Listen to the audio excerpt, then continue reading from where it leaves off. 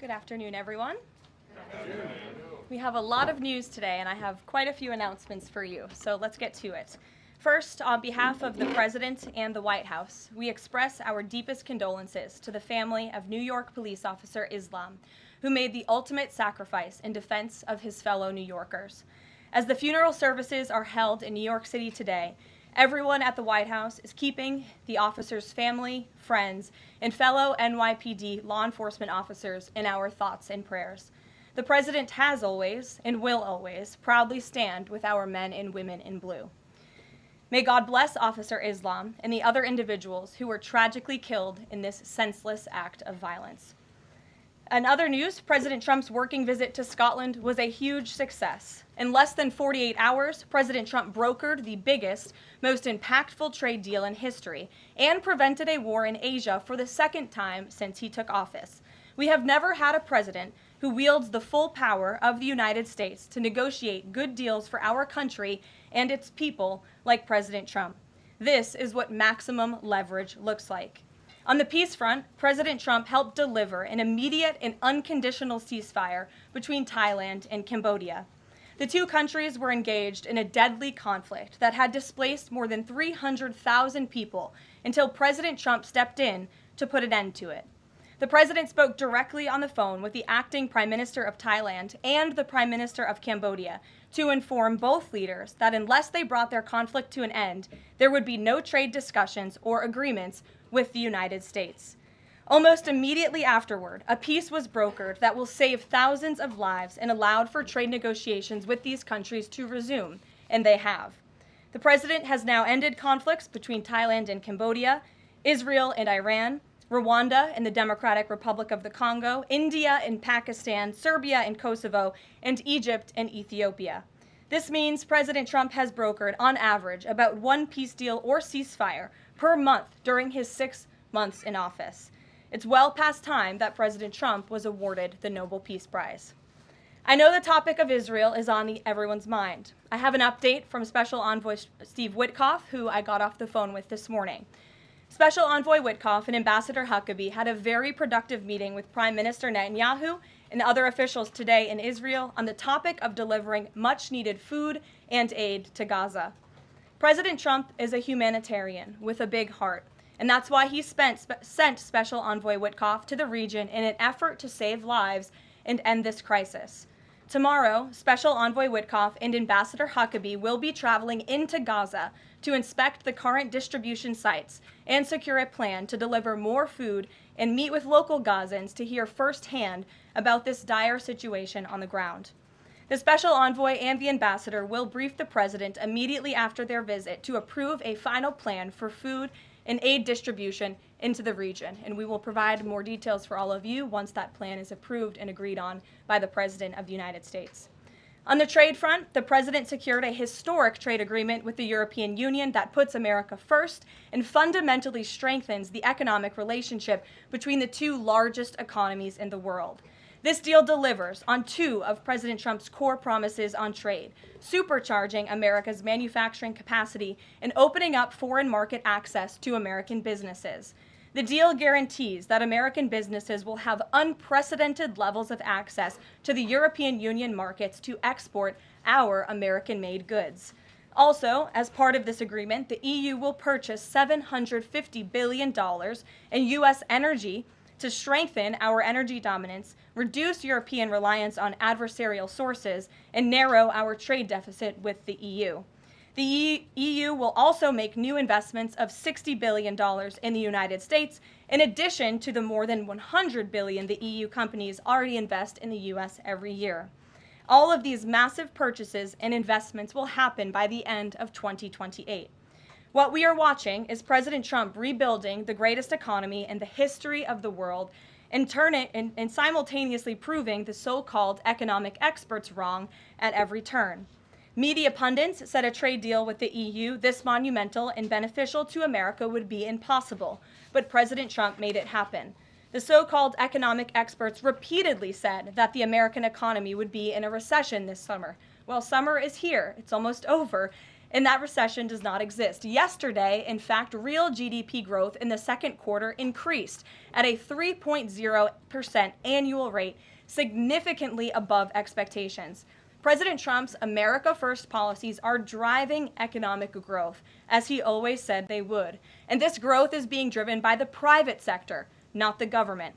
Federal government spending fell for a second straight quarter, while real business fixed investment rose by nearly 2% following its first quarter surge. President Trump is right-sizing government spending, reversing the damage done by the Biden administration, and allowing the private sector to flourish. The same so-called experts claimed that President Trump's tariffs would spike inflation and hurt American consumers. But consumer spending growth just accelerated, and inflation remains right on track. For the past 5 straight months, core inflation has come in below market expectation and remains in line with the Fed's 2% inflation target. Meanwhile, customs and tariff revenues have already totaled more than $150 billion since President Trump took office, leading to the first June budget surplus in nearly a decade. Those revenues will skyrocket even further starting tomorrow when new reciprocal tariff rates take effect. President Trump is restoring America's economic sovereignty by reducing our reliance on foreign countries, boosting investment in the U.S. to the tune of trillions of dollars, and creating hundreds of thousands of high-paying jobs for the American people.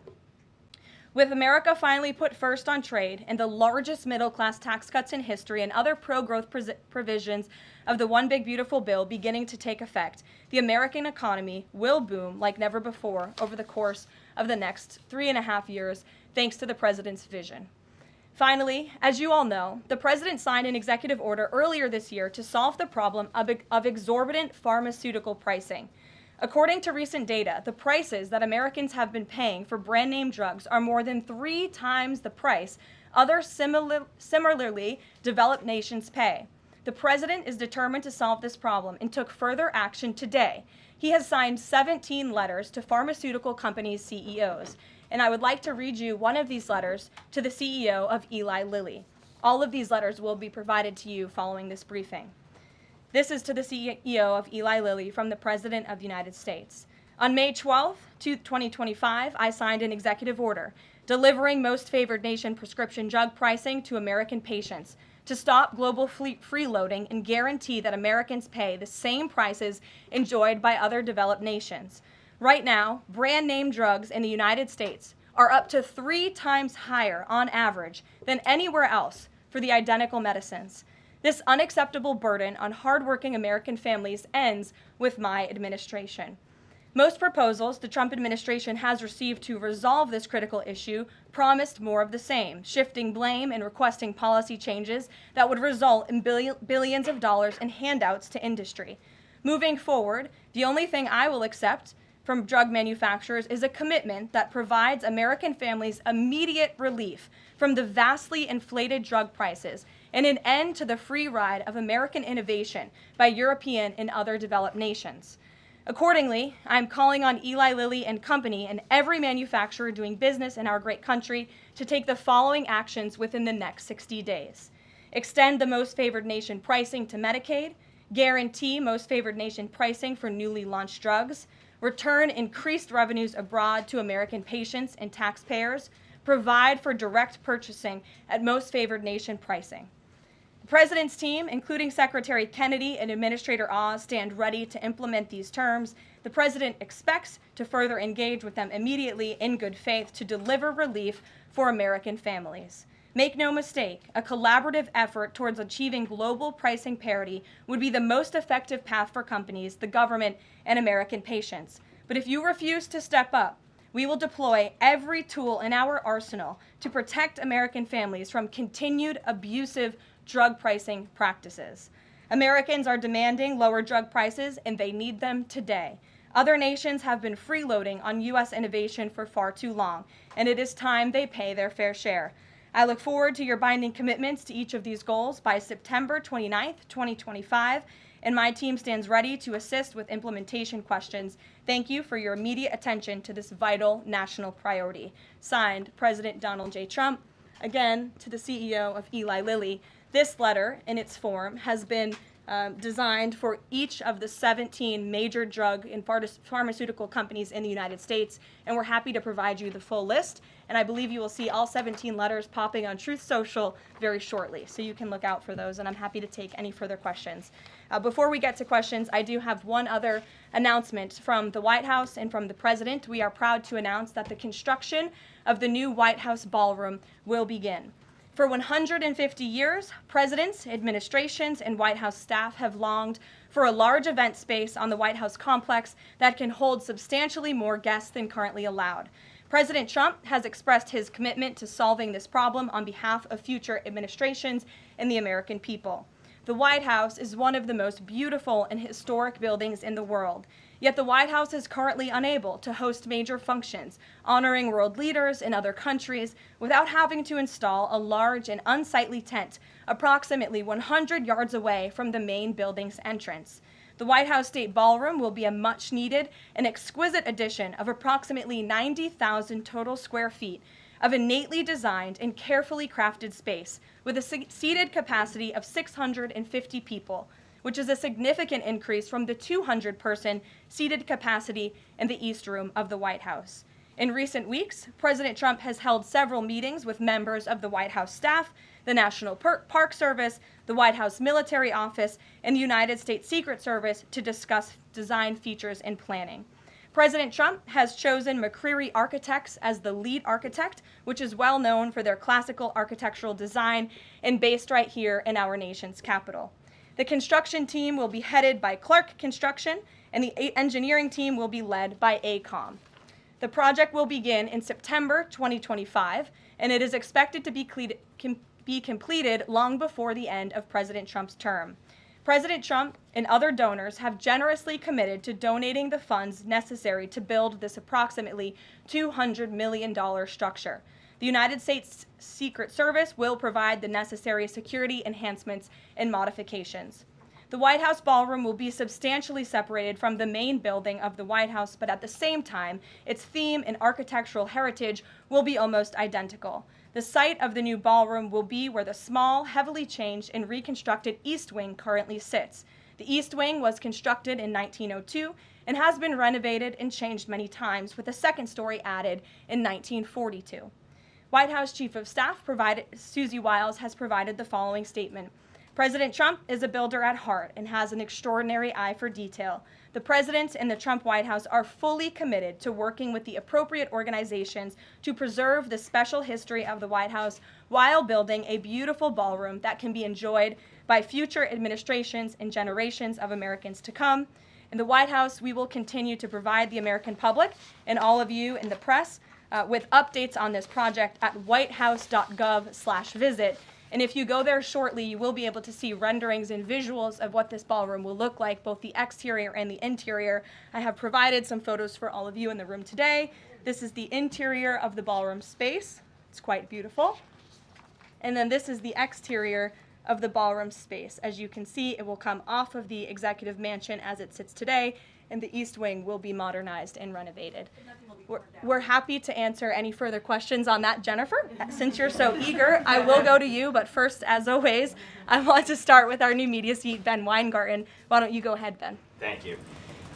In light of the release, the declassification of the annex to the Durham report today, beyond any potential prosecutions, the outcomes of which will likely be uncertain, what does the President believe justice for Russiagate ought to entail? Might it include restitution for those whose lives were upended as a consequence of Russiagate, and perhaps a major reorganization of the national security apparatus?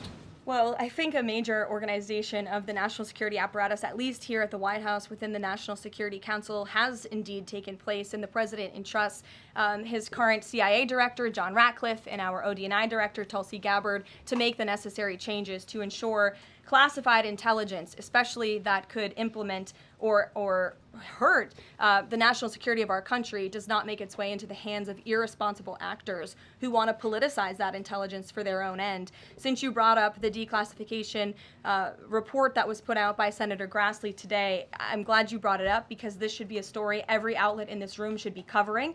This is further evidence that Hillary Clinton approved the Russia hoax against President Trump. Her campaign financed it. Again, she approved it. And the FBI and the CIA were both weaponized to, as our director of CIA has said, accelerate this hoax against then candidate and former President Trump. To answer the heart of your question, the president wants to see justice served, and he trusts the Attorney General and the Department of Justice to implement that justice and hold these people accountable. One more question, briefly, Sure. if I may, on a totally different topic. There's been legislation reintroduced in the House and Senate on designating the Muslim Brotherhood as a terrorist organization. The Muslim Brotherhood is considered by many to be the fountainhead of Sunni Islamic supremacism from which Hamas and other groups have spawned, with a nexus to domestic organizations as well. Does the president support designating the Muslim Brotherhood as a terrorist organization? Frankly, I'm not sure because I haven't talked to him, and I would never want to get ahead of the National Security Council on specific designations. It sounds like something this administration would support, but we can get a firm answer for you. How's that? Thank you. Thanks for being here. Jennifer, go ahead. Eager beaver today. How much of the East Wing will be torn down? The entire East Wing or just parts of it? So the East Wing is going to be modernized. The necessary construction will take place. And for those who are housed in the East Wing, including the Office of the First Lady, the White House Military Office, the White House Visitors Offices, those offices will be temporarily relocated while the East Wing is being modernized. And then on Israel-Gaza, there are some reports that negotiations with Hamas might not be continuing. Did you get any updates from Steve Witkoff on that? I did. Special Envoy Witkoff is actively talking with our counterparts in Israel about that, and he wants to give some grace to the president so he can fully brief the president on what he's learning on the ground in both Israel and Gaza.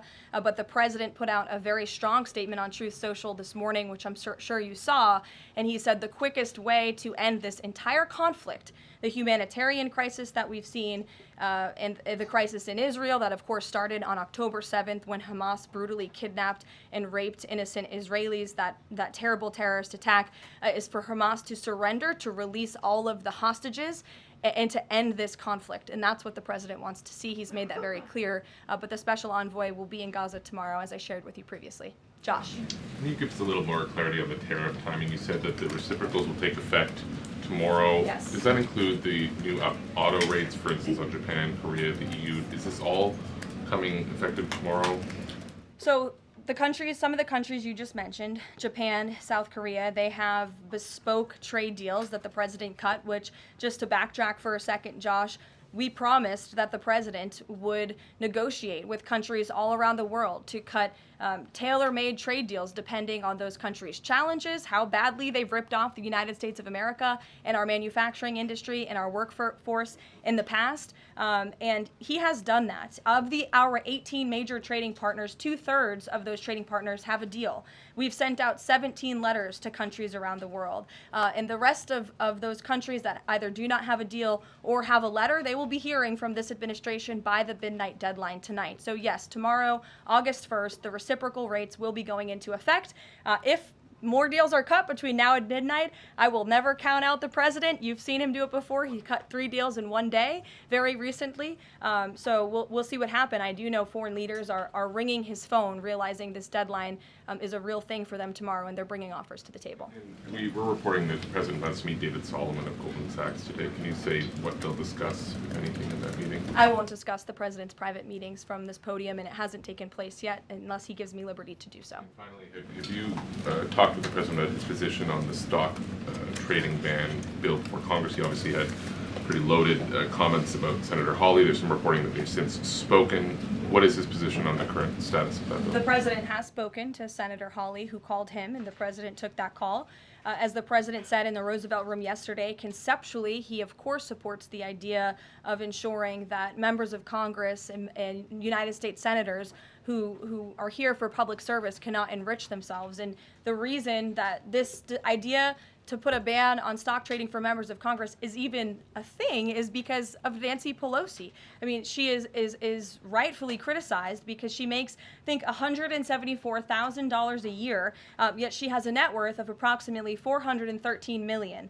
In 2024, Nancy Pelosi's stock portfolio, this was a fascinating statistic to me, grew 70% in 1 year in 2024, and her portfolio outperformed every single large hedge fund in that same year and even more than doubled the returns of Warren Buffett's, Berkshire Hathaway. So I think the president stands with the American people on this. He doesn't want to see people like Nancy Pelosi enriching themselves off of public service and ripping off their constituents in the process. As for the mechanics of the legislation and how it will move forward, the White House continues to be in discussions with our friends on Capitol Hill.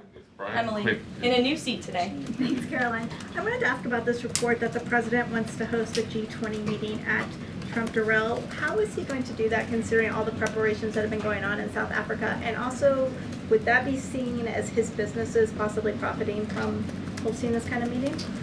I would reject that premise entirely. We have announcements and details forthcoming on the G20, but my understanding is no firm announcement is ready to be made at this time. I did see the report, but we're not in a place to confirm it just yet. Michelle? Just on the tariffs, what are the logistics for imposing those? Does the president have to sign an executive order tonight? What's the timing on that? Yes, and he will be signing an executive order at some point this afternoon or later this evening. And as always, we'll keep you posted when that happens, and it will be released from our office. And there's some of these countries that have they all had contact with U.S. officials, or are there some countries that are going to get letters that have had no opportunity to negotiate with the United States? Well, there's a lot of countries that I know have reached out. I believe it's upwards of 200 countries around the world have reached out to the trade and tariff team. Of course, as I said previously and the president said, we're going to prioritize our key trading partners, which we have done. Like I said, of the 18, 2/3 of those we have cut these tailor-made deals with. But I do know that the trade team has been working around the clock to try to be in correspondence with as many countries as possible. But if they haven't heard from us yet, they will in the form of a letter or an executive order by midnight tonight. We'll go to the back. Sure, go ahead. In the back left. Thank you. Amanda, yes. Thank you very much. I have a okay. ask about the U.S. Amanda, you can go on. U.S. and South Korea tariff negotiations. At the tariff negotiation between South Korea and the United States concluded yesterday. President Trump stated on his SNS, Truth Social, that he would announce the specific details of the investment in the United States at the South Korea United States Summit in 2 weeks. My question is this tariff negotiation a final agreement, or is further negotiation necessary? Well, yes, as you know, the president met with representatives of the Republic of South Korea here at the White House yesterday, and they did, in fact, reach a deal. And South Korea will pay a 15% tariff rate, including 15% on autos, while providing historic market access to American goods like autos and rice. Korea will purchase $100 billion in American energy by 2028. And the centerpiece of this deal is that South Korea has agreed to invest $350 billion at the president's direction to revitalize American industry. 90% of those profits will go to the United States government to help pay down our debt and for other matters at the president's choosing. So it was a very successful meeting yesterday. When is set up the further U.S.-South Korea summit day? I'll get you something on that. I don't have it at my fingertips. Okay, Amanda. Thank you, Caroline. There are a number of congressional Republicans who have raised the alarm about the fact that roughly 80% of pharmaceuticals are either manufactured or their precursors are manufactured in either China or India. There are some pieces of legislation, some recommendations, which include either onshoring, nearshoring, or friendshoring, those components of that. Do you know if the president intends to throw the weight of the executive behind that?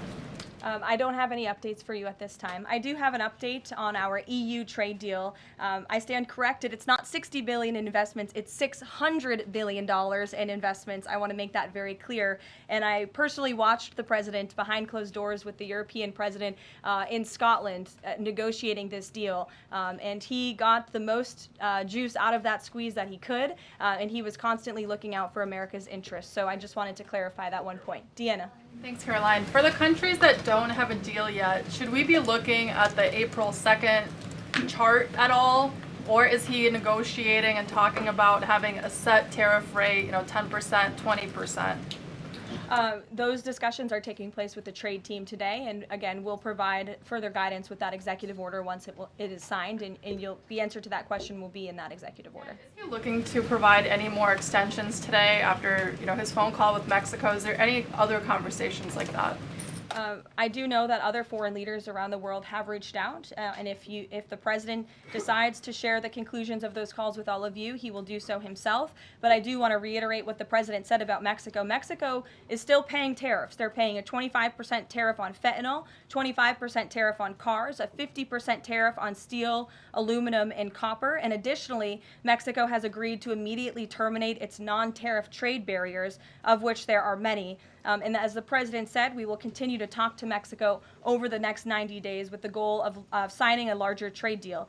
The key to this, again, is Mexico has agreed to terminate those non-tariff barriers and to continue to work with us in good faith. Mexico is a very unique situation of all the other countries around the world because, of course, we share our southern border with Mexico, which we've seen an increase in cooperation between Mexico's President Claudia Sheinbaum and our administration on clamping down on drug trafficking and human trafficking at the southern border. We appreciate those efforts and will continue to work in good faith and to continue to have these trade discussions as well. Joey. Yeah, thanks, Caroline. Just clarifying on a previous question.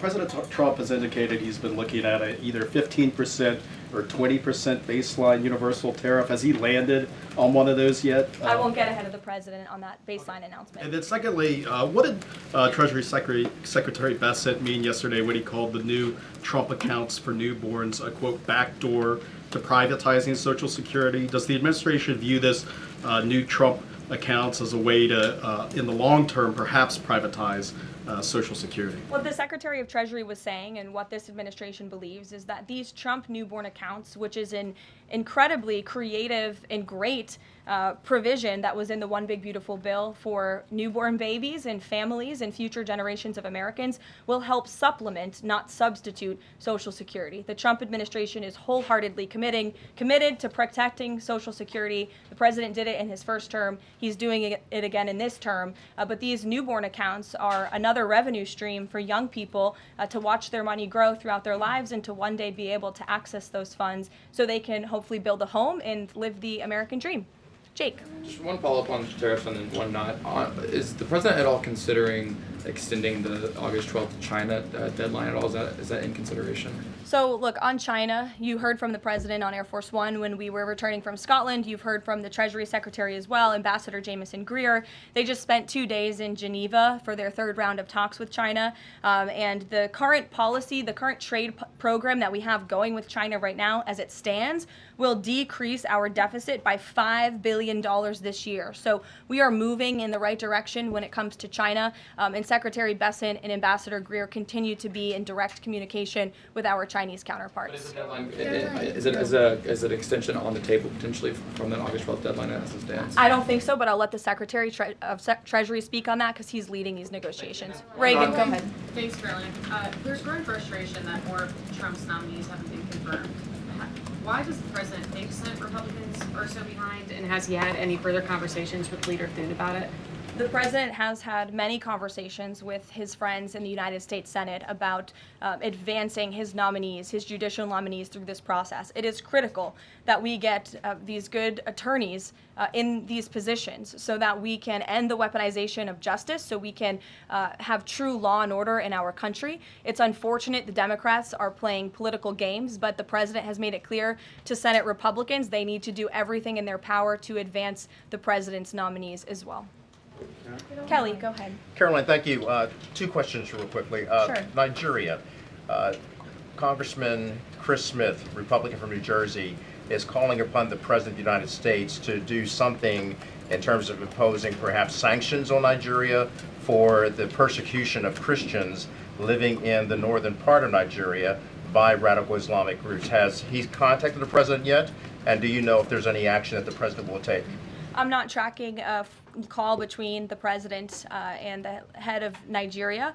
I know the president wholeheartedly condemns the persecution of Christians or, frankly, of people of any faith all over the world, but I don't have any updates for you in terms of sanctions in this part of the world. My second question, Caroline, deals with immigration here in America. As you know, a lot of deportation has been going on. ICE has been going after violent criminals that are here illegally, and rightly so. In the midst of that, there are some evangelical pastors who are stating that it may have gone to a point of being indiscriminate and actually getting innocent people, like members of the clergy. Has the president and has ICE looked at that to see how they can actually go after those violent criminals, but also make sure that members of the clergy are still not being deported?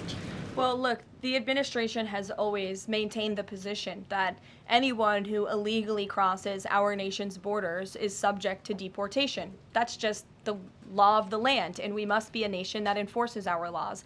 But the priority from ICE, of course, is to deport, detain, arrest, and remove violent illegal aliens and criminals from our country. And they have been doing that at the rate of thousands of illegal violent criminals every single week, especially in Democrat-run sanctuary cities where these illegal violent criminals have been given a safe haven and have essentially been immune from our nation's laws under the previous administration. That's not happening anymore because of this president and Secretary Noem in the Department of Homeland Security. And we are going to be a nation of laws. And as we've said repeatedly, if you came here illegally, you are subject to deportation. But the priority are those public safety threats that we must remove from our communities.